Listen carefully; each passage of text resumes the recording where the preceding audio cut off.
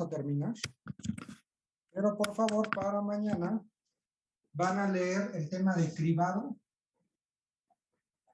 Van a leer de pulmón, porque no lo vamos a ver hoy.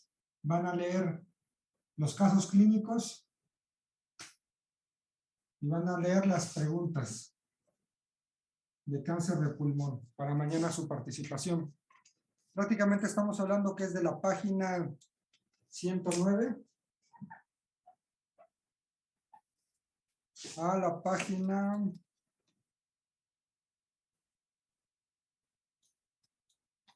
117. Entonces, para mañana léanlo y contesten, porque viene una que otra pregunta en estas páginas de repaso. Y contesten las preguntas de revisión del capítulo. Entonces, de la 109 a la 117. ¿Vale? Para que mañana, yo creo que mañana vemos casos clínicos, hacemos las preguntas y ya con eso terminamos cáncer de pulmón. Si nos da tiempo, mañana mismo empezamos con cáncer de colon y recto, o con que mañana terminemos pulmón, con eso me voy a dar por bien servido. Y ya empezar el jueves con cáncer de colon y recto. ¿Vale? Bueno, entonces, esto se les queda de tarea, leer estas cosas, no se les va a olvidar. Página de la 109 a la 117.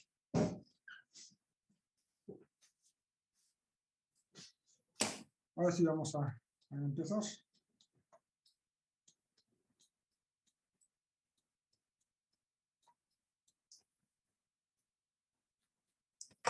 Bueno, ¿se acuerdan que les había dejado leer todo lo de derrame pleural? Entonces vamos a hacerlo como que lo más importante acá. Recuerden que derrame pleural, pues miren, es un tema que como médicos internos de pregrado, como MIT, sí deben de conocerlo y muy bien, ¿no? A lo mejor en neumología hablaron de este tema y le dedicaron días, está bien, ¿no? Vamos a hablar aquí lo más importante, lo que se tienen que llevar para el internado, porque es pregunta obligada, ¿no? Un derrame pleural puedes tener de dos tipos. Puedes tener un trasudado o puedes tener un exudado. Los mecanismos son diferentes. Vamos a empezar a hablar del trasudado. ¿Cómo es que se origina? Y para hablar un poco de eso, tenemos que recordar nuestras clases de fisiología, ¿no? De biología celular, donde teníamos nosotros a nuestro vaso sanguíneo. Y recuerden que dentro del vaso sanguíneo, pues viene todo el líquido. Viene con una presión dentro del líquido. Y a esa presión que lleva el propio líquido, pues viene así más o menos. Viene empujando hacia afuera. Y a eso se le va a llamar presión hidrostática.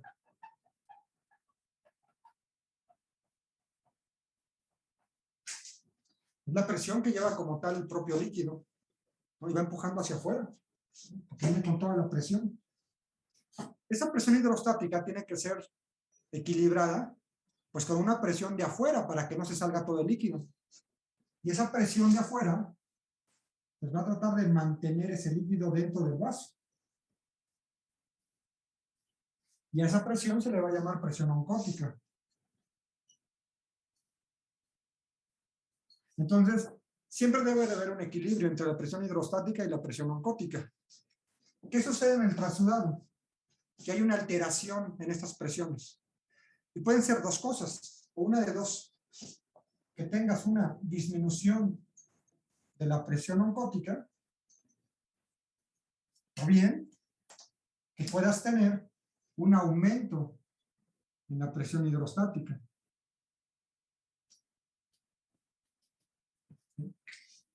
Vamos a empezar a hablar de la primera situación. Cuando tú tienes una disminución de la presión oncótica, ¿qué sucedería? Vamos a poner el vaso. Tenemos nuestra presión hidrostática, que está bien dentro. Pero ¿qué pasa si de presión oncótica tengo poca? Tengo poca presión oncótica. Pues obviamente va a haber un desbalance y el líquido se va a empezar a fugar, va a empezar a salir por esa poca presión oncótica que está impidiendo que el líquido se salga. Esta presión oncótica, ¿cuándo puede disminuirse? Generalmente, cuando hay una disminución en la síntesis de proteínas, o bien cuando hay un aumento en la eliminación de proteínas. Estas dos situaciones te pueden dar como resultado que la presión oncótica disminuya. Un ejemplo de disminución de síntesis de proteínas, ¿qué te puede dar la disminución de síntesis de proteínas? Una hepatopatía.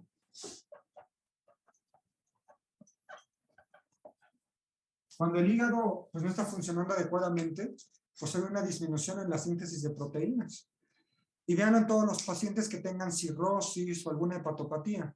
Se empiezan a hinchar de las piernas, se empiezan a tener ascitis, se empiezan a tener derrames. Ahorita vamos a hablar específicamente de las hepatopatías, que es compartida, ¿no? Es mixta. Pero una de las posibles causas es eso. Hay una disminución en la síntesis de proteínas, en la misma desnutrición, ¿no? Donde no tiene suficientes proteínas. La desnutrición. Pues entonces la presión oncótica está disminuida y el líquido se empieza a fugar. Ahora, ¿cuándo hay una eliminación de proteínas? Por ejemplo, en muchas nefropatías,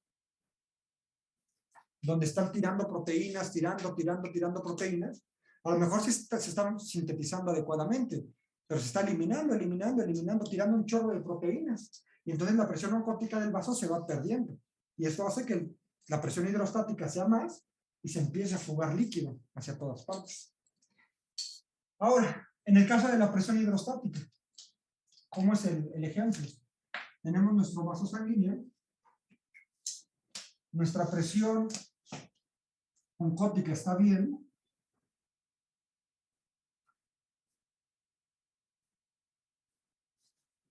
pero imagínense que la presión hidrostática empieza a aumentar.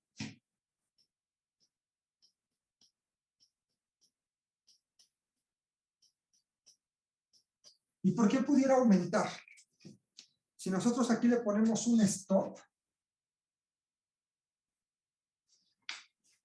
y un stop por cualquier causa, por una insuficiencia cardíaca, por una insuficiencia hepática, es decir, o algo que esté obstruyendo ahí a los vasos, ¿qué va a pasar? Pues la sangre sigue llegando y sigue llegando y sigue llegando. Oye, pero no salgo adecuadamente, el corazón sí le está llegando la sangre, pero no la está liberando nuevamente. O el hígado no pasa por ahí. Entonces la presión hidrostática empieza a aumentar, porque no pasa. Es como una manguera, ¿no? La manguera, no sé si han visto esas mangueras que se expanden así, súper padre. Esa manguera tú le dejas pasar el agua, pues la manguera está de una longitud, pero si tú le tapas el orificio, la manguera como que se empieza a hinchar, extender, porque la presión sigue llegando, la presión hidrostática sigue llegando. Entonces, cuando tú no tienes una buena bomba, con insuficiencia cardíaca o en la insuficiencia hepática, pues llega mucha presión hidrostática, y a pesar de que tu presión oncótica esté bien, pues se empieza a fugar líquido. Y entonces esto hace que los pacientes con insuficiencia cardíaca, con insuficiencia hepática, pues tengan derrames pleurales, o tengan ascitis, o tengan edema en las extremidades inferiores, ¿no? Por esta disminución en el flujo sanguíneo. ¿Sí? Algunas son mixtas, por ejemplo, un paciente con cirrosis, pues aparte de tener una disminución en la síntesis de proteínas, que va a disminuir la presión oncótica, pues va a tener datos de hipertensión portal, donde pues no está pasando por el hígado y entonces hay que generar vías alternas y se genera el riesgo de desarrollar ascitis, ¿no? Bueno, esto es el trasudado. Entonces, cuando ustedes tengan un paciente con trasudado, sospechen en esto. O un aumento en la presión hidrostática o una disminución en la presión oncótica. Y vayan pensando en las posibles causas, ¿vale? No se lo tienen que aprender de memoria, con que lo entiendan nada más. Eso es el trasudado. ¿Alguna pregunta de esto? ¿Todo bien? Bueno, ahora vamos a hablar de exudado. El exudado prácticamente hay 3 causas nada más. Causas infecciosas, causas inflamatorias y causas neoplásicas. Una forma de aprenderse, como yo me lo aprendí, porque yo siempre confundía el exudado y el trasudado, con cuál era cuál. Y la única forma de aprendérmelo fue, empieza con vocal, vocal, vocal. Y ya nada más le agrego la N. El trasudado empieza con consonante. Entonces no es infección, no es inflamación. A mí me sirve, esto les sirve a ustedes, adelante. Exudado, siempre les debe de llevar, porque exudado, infecciones, inflamaciones y neoplasia, ¿vale? Y el trasudado ya lo vimos. Insuficiencia cardíaca, insuficiencia hepática, hepatopatías, nefropatías, desnutrición, el trasudado. Bueno, ¿cuál es la fisiopatogenia del exudado? Pues hay múltiples, ¿no? Múltiples teorías, múltiples formas dependiendo de cada tipo de enfermedad. Pero a grandes rasgos, y así decirlo muy burdo, pues prácticamente al vaso sanguíneo se le empiezan a hacer agujeros, miles de agujeros, ¿no? Provocado por la liberación de quimiosinas, provocado por todo el estímulo inflamatorio que está teniendo, el mismo tumor, y pues hace que el líquido salga. Obviamente es mucho más complejo esta situación, pero ahorita no tiene caso revisar toda la fisiopatología a grandes rasgos, de forma muy definida. Bueno, oiga doctor, ¿y yo cómo voy a saber si es un exudado o trasudado? Si bien cuando llega un paciente contigo y le haces una toracocentesis, tú puedes visualizar las características, por ejemplo, eso, y tomas en cuenta los antecedentes, ¿no? Y cómo está el paciente. Si es un paciente con problemas del corazón, ya de una edad avanzada y viene con derrame pleural bilateral, pues probablemente sea por una insuficiencia cardíaca y tú le sacas líquido y a lo mejor es ceroso, transparente. Pues probablemente sea un trasudado. Oye, pero si llega una mujer joven con mucha insuficiencia, derrame pleural masivo, le sacas, y aparte tiene un tumor en la mama, oye, y sacas el líquido y está todo rojo, lleno de sangre, pues a lo mejor puede ser alguna causa neoplásica, ¿no? Entonces, ya desde que tú sacas el líquido vas sospechando, ¿no? Puede ser una o puede ser la otra. Pero, pues hay criterios bien definidos, y aunque hay muchos criterios, hay mucha discusión si realmente valen la pena utilizarlos y cuál es el mejor, una cosa es cierta, uno de los principales criterios que se utilizan son los criterios de Light para saber si es trasudado o si es exudado. Y aunque mucha gente no le gusta esos criterios, son preguntas obligadas para el MIP. Cuando lleguen le van a preguntar cuáles son los criterios de Light. Eso se lo tienen que aprender, pero muy, muy bien cuáles son los criterios de Light. Porque eso te va a ayudar a definir si es un trasudado o es un exudado. Y en base a eso, bueno, solicitarle las pruebas, una sospecha diagnóstica. Bueno, ¿cuáles son los criterios de Light? Para que lo podamos hacer, necesitamos que siempre que tengas un derrame pleural, de preferencia le hagas una toracocentesis, pero que esta toracocentesis tenga dos objetivos. Un objetivo es que sea evacuadora. Oye, el paciente llega ahogándose, ¿ok? Le voy a picar el pulmón para sacarle líquido y que pueda respirar mejor. Fíjense que hay mucha controversia y lo vamos a platicar más adelante. ¿Cuánto líquido le puedo sacar al pulmón en un paciente normal y en un paciente con cáncer? Investíguenlo, si hay diferencia. Porque en un paciente normal, hasta ciertos litros ya no le puede sacar más en el pulmón, pero cambia con respecto al paciente con cáncer. Y algo que vamos a comentar en cáncer de colon y recto, o en estómago, no me acuerdo dónde lo puse, cuando tienes ascitis, ¿cuánto líquido le puede sacar a una persona normal de ascitis, que fue, o sea, por alguna insuficiencia hepática o algo así, y cuánto le puede sacar en un paciente con cáncer? ¿Sí? ¿Hay un límite? ¿No hay un límite? Hay mucha controversia también sobre el uso de albúmina. A lo mejor ustedes todavía no se enfrentan a esa situación, pero van a ver que cuando hacen paracentesis evacuadoras así brutales, en urgencias o en los de medicina interna, le ponen albúmina a los pacientes. En el paciente con cáncer, ¿estará indicada la albúmina?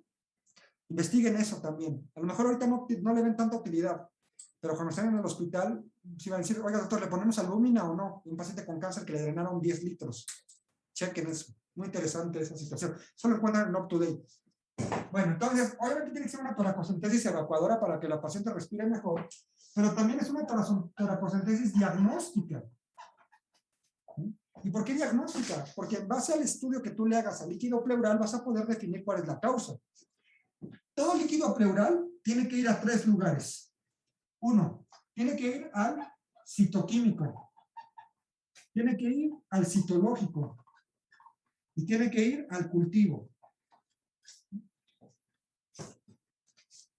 Cuando ustedes llegan al internado, yo les recomiendo, todos llegamos al internado sin saber nada, ¿sí? Tienes mucha teoría y a lo mejor cuando fueron a práctica, sus prácticas, pues sí, más o menos les enseñaron a poner sondas, así.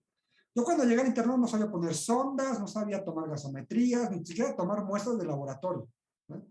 Y ya pues aprendes ahí en la primera semana y te vuelves experto prácticamente, ¿sí? Pero yo les aconsejo que lo primero que deben de aprender en el internado es toda la parte administrativa. Es decir, ¿dónde está el laboratorio? ¿Qué solicitud se necesita? ¿Qué se le pide? ¿En qué tubos van? Todo eso. Porque en muchos hospitales el MIP es la fuerza de batalla del hospital. El que va a tomar las muestras, el que va a ir a dejar las solicitudes, el que esté directamente con el paciente, el que atienda la urgencia inmediata. O sea, todas esas situaciones. Entonces yo les recomiendo que lo primero que dominen es la parte administrativa. Si ustedes saben dónde está el laboratorio, qué solicitudes son las que se necesitan, en qué tubos van, dónde está el electrocardiograma, dónde está rayos X, eso les va a dar mucha ventaja, ¿no? Y no digo que la parte de conocimientos no sea importante, claro que es muy importante, pero la verdad es que si ustedes dominan la parte administrativa, se les va a hacer mucho más fácil todo el internado. Entonces, siempre pregunten, oigan, ¿en qué tubo va el citoquímico? ¿En qué tubo va el citológico? ¿Y en qué tubo va el cultivo? Porque puede ser que ya le saqué toda la jeringota. Ajá, y ya enviaste todas las pruebas, pues no. No, el tubo, no, pues es que no lo tengo. Entonces, porque son tubos diferentes y solicitudes diferentes. Entonces, siempre al derrame pleural hagan de citoquímico, citológico y cultivo. ¿Por qué es importante hacer estos estudios? Porque en el citoquímico te va a dar cuánto de proteínas tiene y cuánta DHL tiene, que son las cosas más importantes que te debes de fijar en el líquido pleural. Proteínas y la DHL. Citológico. Ese es el que te va a decir si hay células malignas. ¿Hay células malignas? Y el cultivo, pues te va a decir si hay alguna infección. Pues prácticamente es muy importante que el líquido pleural se le dé todo este análisis, ¿no? Está bien que en urgencias, pues quiten la urgencia como tal, ¿no? Estaba muriendo, estaba asfixiando, tú le corregiste esa situación, sí, pero no te quedes ahí solamente, oye, ¿por qué le está dando ese derrame pleural? ¿Por qué está generando líquido? Bueno, ahora sí, vamos a entrar de lleno a los criterios del AIE. ¿Cuáles son esos criterios del AIE? Ya vienen en su manual, no sé si ya los leyeron, pero si no, vamos a hacer los ejercicios que vienen, bueno, el ejercicio que viene en su manual.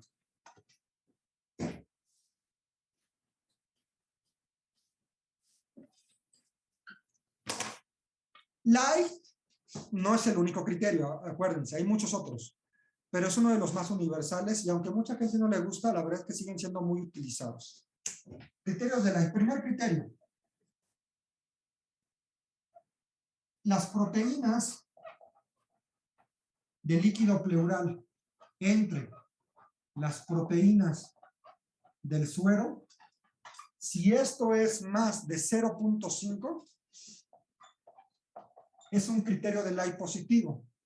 Segundo, si la DHL de líquido pleural entre la DHL sérica es más de 0.6, es un criterio del AIE positivo. Y tercero, si la DHL de líquido pleural es superior a los 2/3 del límite superior normal de la DHL sérica. Este último suena un poco confuso. Dicen, ¿qué? Ahorita vamos a irlo analizando.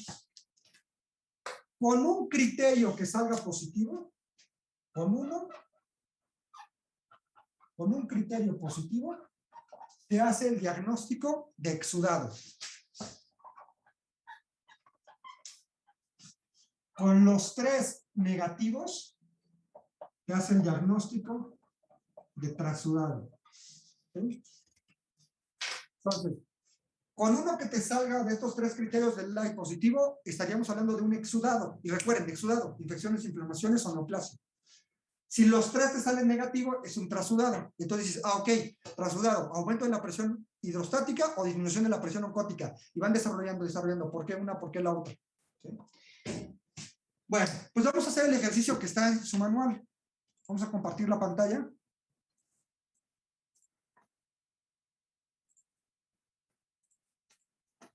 Bueno, esta paciente, les adelanto. Bueno, es que debo de quitar para la próxima el diagnóstico. Esta es una paciente, se los adelanto. 35 años, mujer, cáncer de mama, metastásico, tenía mucho derrame pleural. Ya falleció la paciente, falleció en diciembre, ¿no? Pero esta paciente llegó así en mayo del 2020. Yo me decía, doctor, falta mucho el aire, falta mucho el aire. Se envió a urgencias, derrame pleural masivo, le hacen una toracocentesis tanto evacuadora como diagnóstica y envían a estudiar ese líquido.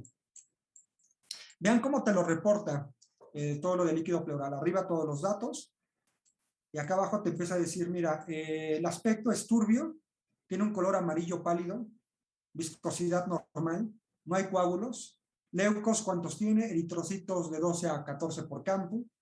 Pero lo que más nos importa es el citoquímico, que es esto. Vean, ¿cuántas proteínas tiene el líquido pleural? Vamos a ir haciendo los ejercicios. Proteínas totales de líquido pleural tienen 4.1. Proteínas de líquido pleural, 4.1. Y recuerden, en el líquido pleural, ¿qué otra cosa nos fijamos? La DHL. DHL en el líquido, 200. ¿Vamos? Ahora, a la par, a este paciente se le tiene que tomar muestra de sangre para saber cómo están las proteínas en el suero y cómo está la DHL en el suero. Entonces, a esta paciente pues, se le tomó laboratorios séricos, ¿no? Laboratorios normales. ¿Dónde viene lo de la DHL y las proteínas totales? Esto se lo pides en las pruebas de funcionamiento hepático. Si tú le pones favor de revisar pruebas de funcionamiento hepático, ahí te van a reportar las proteínas y te van a reportar las deshidrogenasa láctica en las pruebas de funcionamiento hepático. Y ve aquí cómo están sus laboratorios. Y vámonos a donde dice proteínas totales y deshidrogenasa láctica. Vean, proteínas totales salieron en 5.5, ya de la sangre. 5.5, entonces aquí está, 5.5. Y la DHL sérica, ¿cómo está la deshidrogenasa láctica? En 209. 209. Vamos a hacer las operaciones y a ver qué salen. 4.1 entre 5.5 te da 0.7. 0.7. Vamos a hacer la otra operación. 200 entre 209, 0.95. 0.9. Vamos a ver si cumple con algún criterio de Light o no. Primer criterio de Light te dice que la división de las proteínas en el líquido pleural entre las del suero, si es más de 0.5, es positivo. ¿Y cómo está? 0.7. 0.7 es mayor de 0.5, sí. Entonces, este criterio te salió positivo. Decíamos que con uno que te saliera positivo, sería un exudado. Entonces, de hecho, ya ni siquiera tendríamos que hacer lo demás. Ya con uno, ya diríamos, es exudado, o es inflamación, o es infección, o es neoplásico. Pero vamos a hacer las demás para saber cómo se hace. DHL de líquido pleural entre la DHL sérica, si es más de 0.6, salió 0.9. Es positivo. Y vamos con el último, porque a veces puede ser un poco confuso este último criterio de Light.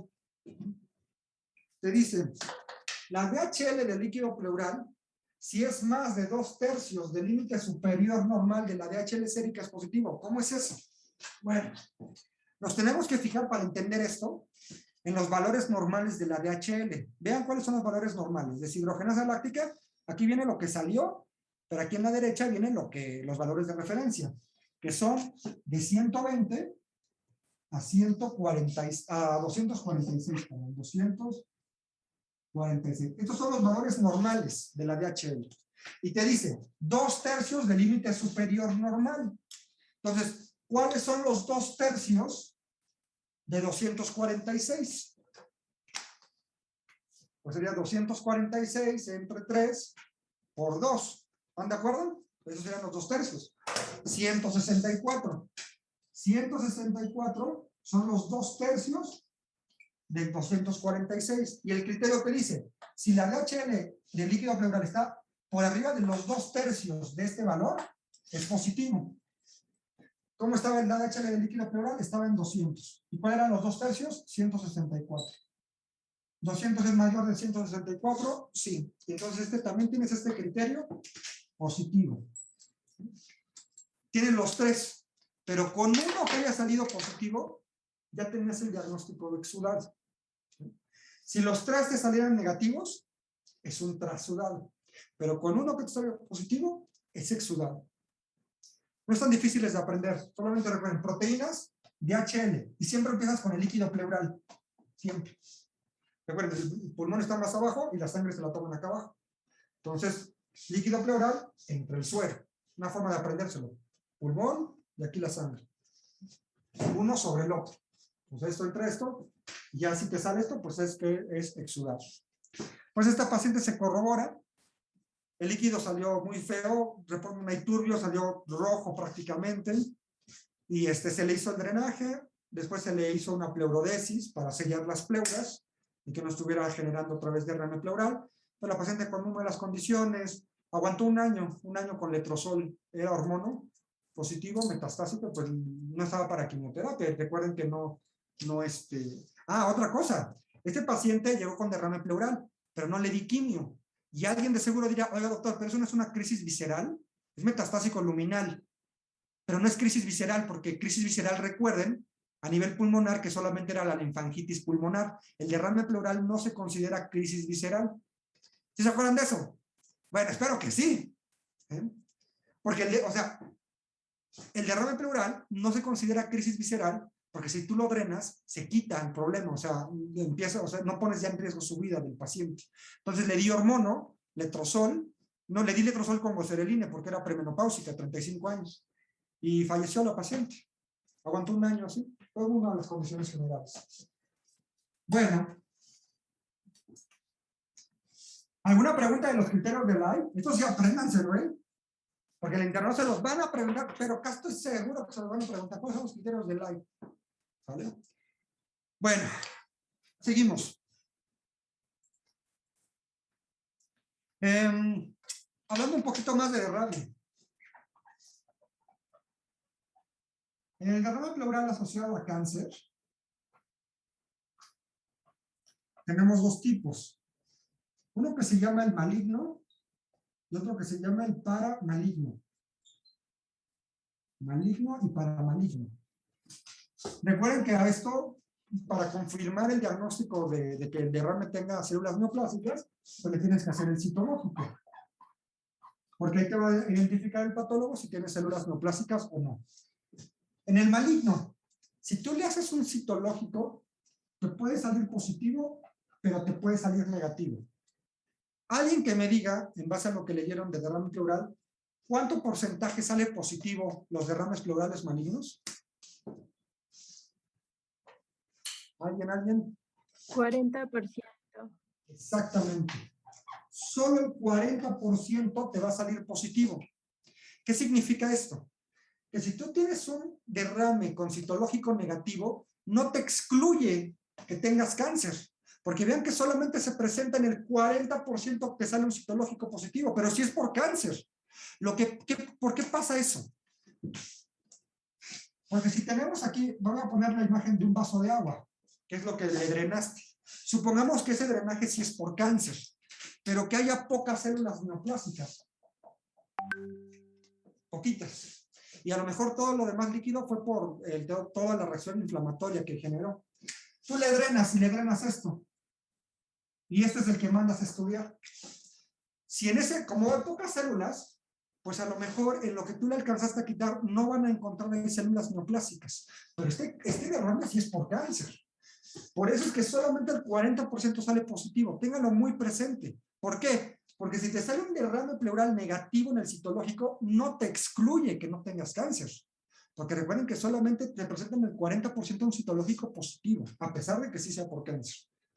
Y en el paramaligno, siempre te va a salir el citológico negativo.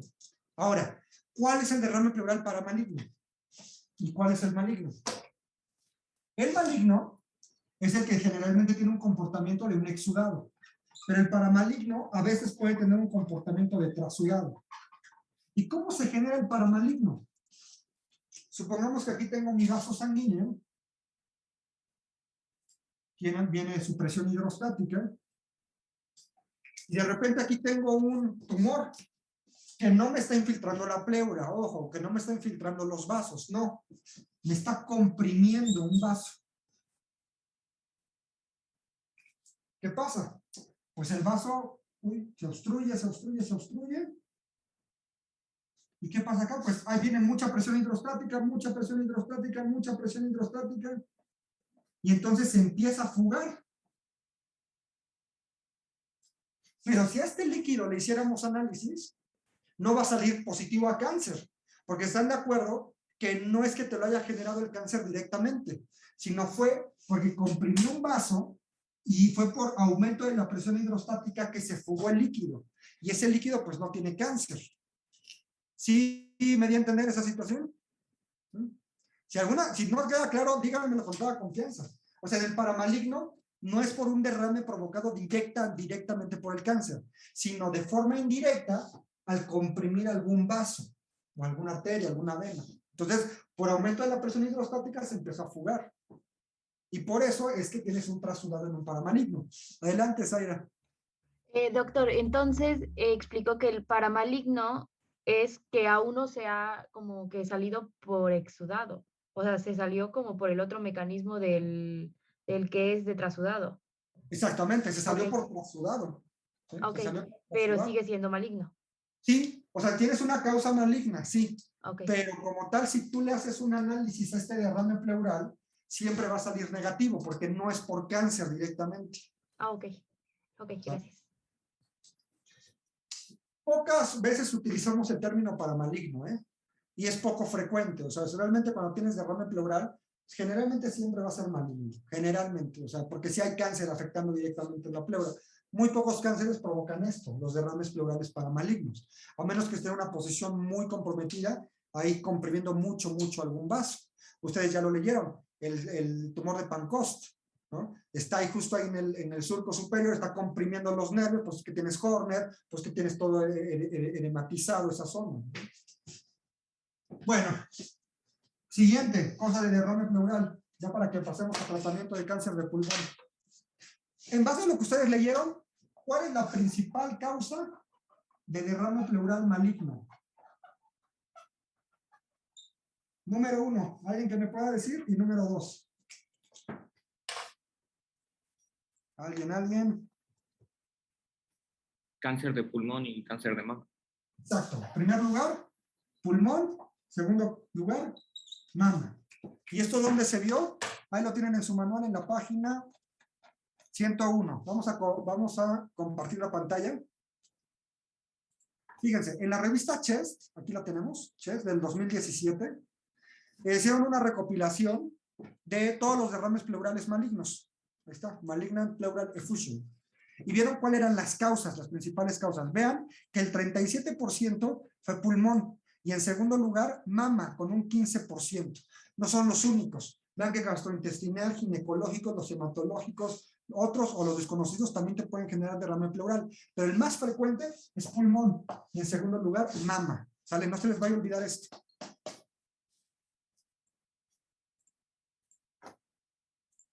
Muy bien. ¿Alguna pregunta de derrame pleural?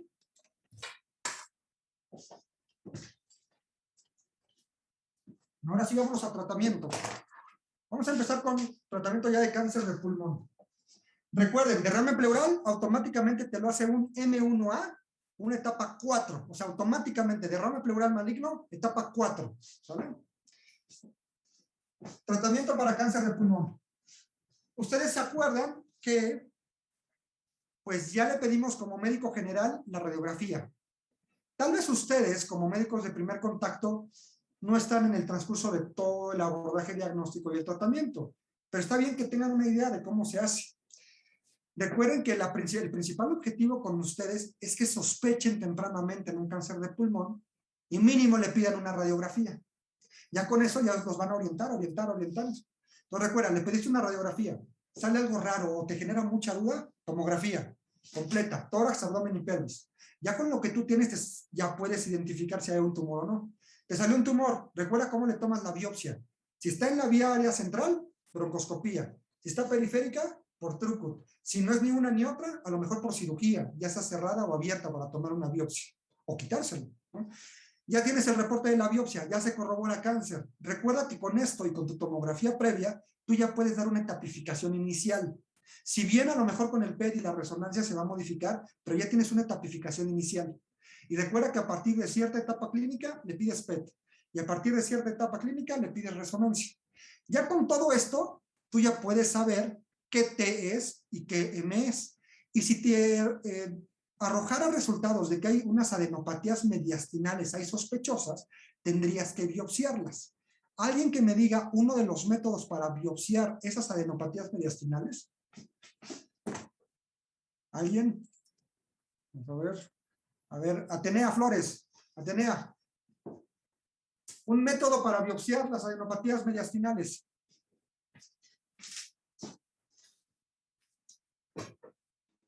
Abraham Martínez. Abraham. ¿La punción con aguja fina? Pues sí, pero no es específicamente el procedimiento. A ver, Gabriela Sánchez. Bueno, nos había mencionado 4, si no estoy mal. ¿Cuánto? Que era EBUS, que era el ultrasonido endobronquial. Ajá. EUS, que era el ultrasonido endoscópico, Ah. la mediastinoscopía y el VATS. Exactamente, o sea, dependiendo de dónde está ubicado el ganglio, pues ya eliges uno o el otro, ¿no? A lo mejor ustedes no lo define el neumólogo, el cirujano de tórax o el endoscopista, ¿no? Pero sí, con cualquiera de esos tienes que biopsiar para identificar si esa adenopatía es por cáncer o no. Ahora, ya le hiciste todos esos procedimientos, ya sabes qué T, qué M y qué M es, y ahora sí tú ya puedes etapificar. Entonces vamos a empezar el tratamiento. Etapa clínica 1A y 1B. ¿Cuál es el tratamiento en estas etapas clínicas? Pues son muy tempranas. Cirugía. Ahora, es poco frecuente que se diagnostiquen en etapas tempranas. Recuerden que hasta más del 70% en México se diagnostican en etapas 4. Entonces, es raro que se opere de inicio, porque el diagnóstico fue tardío, muy probablemente, o el paciente no acudió. Pues pero si llegas a encontrar una etapa clínica 1A, 1B, cirugía. ¿Con quién lo enviarías? El cirujano de tórax es el que opera esto. Cirujano de tórax. Etapa clínica 2A a 3A. ¿Tienes etapa clínica esta? Etapa clínica 2A a 3A. Checa si se puede operar, pero puede ser que sí. Entonces, igual cirujano de tórax, para que evalúe una cirugía, lo opere, pero como ya son etapas más avanzadas, necesitas dar adyuvancia. En etapas muy tempranas no necesitas adyuvancia, fíjense. Con la propia cirugía es suficiente. Pero en etapas 2A, 3A, aparte del tratamiento radical de la cirugía, tienes que dar adyuvancia. Se le da quimioterapia adyuvante. Generalmente damos 4 ciclos de tratamiento. Así se trataba hasta hace 5 años. Desde entonces empezaron a decir, oye, ¿y si hacemos la medicina más personalizada? Y entonces, desde el último año para acá, que salió en ASCO del año pasado, en ESMO del año pasado y en ASCO de este año, que aparte de la quimioterapia adyuvante que tú le des, si tú identificas que el paciente tiene EGFR mutado, le des un anti-EGFR. Y aquí el medicamento que se utiliza es uno que se llama osimertinib. Y lo des por 3 años. Si tienes EGFR mutado. La otra, que se publicó ahorita en ASCO de este año, que si tú tienes un PDL1 de más o igual del 1%, el paciente es candidato a que le des atezolizumab. Esto salió, les digo ahorita, en ASCO de 2021, y el estudio que aprobó esto fue el IMpower 010. Obviamente ustedes no se lo tienen que aprender, pero si se escuchan, lo escucharon, mamalones. Sí, el IMpower 010 salió esto de la atezolizumab en PDL1 más o igual del 1%, aparte de la quimio, o sea, aparte. ¿Sí? O sea, lo operas, le das la quimio, y ya, si tiene EGFR mutado, le das osimertinib por 3 años. O si tiene PDL1 positivo, le das atezolizumab. ¿Sí? Esto ya es de nosotros, del oncólogo médico, quien define esta situación. Oiga, doctor, ¿y si a mí me sale EGFR mutado y también el PDL1 positivo, ¿a quién le doy prioridad? Me voy por el eje FR, ¿vale? Me voy por los drivers. Siempre los drivers tienen prioridad sobre el PDL1, siempre. Bueno, aquí vamos a hacer un paréntesis. En estas etapas clínicas, los protocolos de investigación que se están llevando a cabo en la actualidad están evaluando dar neoadyuvancia, aunque se pudiera operar de inicio, ojo, aunque se pueda operar de inicio, das neoadyuvancia y después se opera. Y esta neoadyuvancia ahorita están probando mucho con quimio y con inmuno. Entonces están probando y hay reclutamiento, por ejemplo, en INCAN están reclutando, hay un protocolo abierto que si tú tienes una etapa clínica de 2A a 3A que se pudiera operar, se están esperando, mejor les dan neo, les dan inmuno, y ya después se evalúa la cirugía. Está muy bueno ese protocolo. Pero en general, si en la vida real, antes de que se aprueben todos estos protocolos, pues si se puede operar, que se opere primero, y ya después valores la adyuvancia. Siguiente, las etapas clínicas 3 y resecables. ¿Se acuerdan que habíamos comentado que la etapa clínica 3A es muy heterogénea? Entonces, si la 3A se puede operar, que se opere. Pero si la 3A no se puede operar porque fuera un tamaño muy grande o muchos ganglios, recuerden que era muy heterogénea la 3A. Si tienes un 3A irresecable o un 3B o un 3C, donde muy probablemente no lo puedas operar de inicio, aquí el tratamiento radical va con quimio más radio. Este es el tratamiento radical, quimio más radio. Ahí no se opera, será quimio más radio. Después de la quimio más radio, si no hay progresión, es decir, tú le das la quimio más radio y ves, después le pides estudios, no ha crecido el tamaño del tumor, es decir, lo tiene enfermedad estable o ha tenido respuesta. Si no progresión, le tienes que continuar con un medicamento que se llama durvalumab por 1 año. Recuerden que el durvalumab era una inmunoterapia. ¿Se acuerdan de la nemotecnia D, no? Del ave, del tesoro y de las uvas. Durvalumab. Entonces, 3 irresecables. Quimio radio, y si no hay progresión, va para durvalumab por 1 año. ¿Sí? Ahora bien,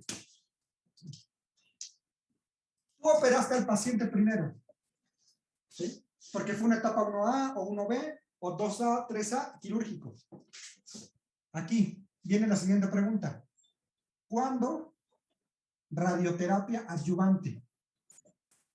Aquí tú la radio la diste como parte del tratamiento radical, pero en estas etapas clínicas donde lo llevaste a cirugía inicial, ¿cuándo la radioterapia adyuvante? Y para eso, vamos a hablar muy rápido, que termina hoy. Cuando haya márgenes positivos. Y creo que con ustedes no hemos hablado de los márgenes positivos. Hay 3 tipos de márgenes en cáncer. El R0, el R1 y el R2. R0. Aquí está el tumor. El R0 es cuando tú operaste y quitaste todo el tumor. Quedó con R0. Ahorita vamos a ver en qué consiste eso. R1. Tú aquí tenías el tumor y a la hora que tú lo operaste,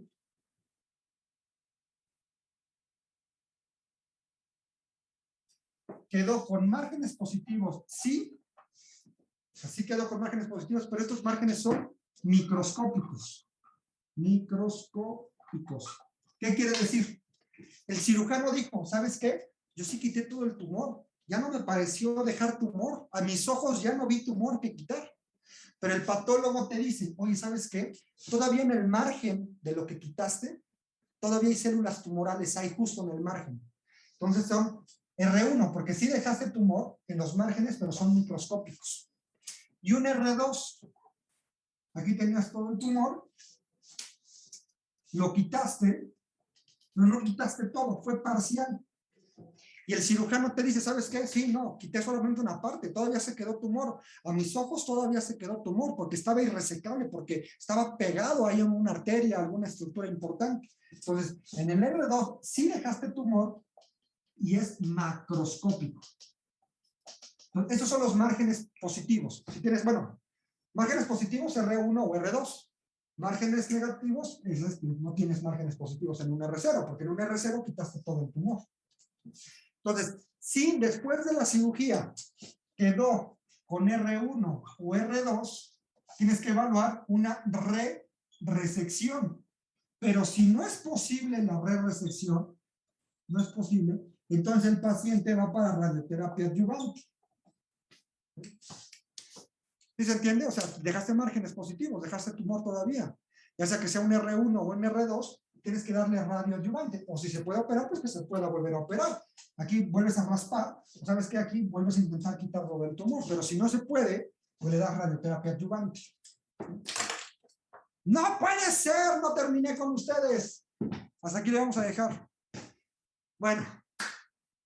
Mañana, aparte de lo que tienen que leer, léanse el tratamiento de la etapa 4. Mañana lo vamos a platicar. Sí, con los otros grupos sí terminé etapas 4. Bueno, mañana lean etapas 4, lean lo de cribado, lean lo de las preguntas y los casos clínicos. Y mañana hacemos las preguntas. Mañana terminamos pulmón. Mañana tenemos que terminar pulmón. Bueno, ¿alguna pregunta o comentario que tengan? ¿No? Está padre pulmón, pero sí es más complejo que mama. Aquí sí tienes que hacer más estrategias de tratamiento. No, vamos a ver que etapas 4 es un rollazo. Etapas 4, hay muchas opciones de tratamiento, muchas. Eso lo vamos a platicar mañana. Bueno, ¿alguna pregunta o comentario? ¿No?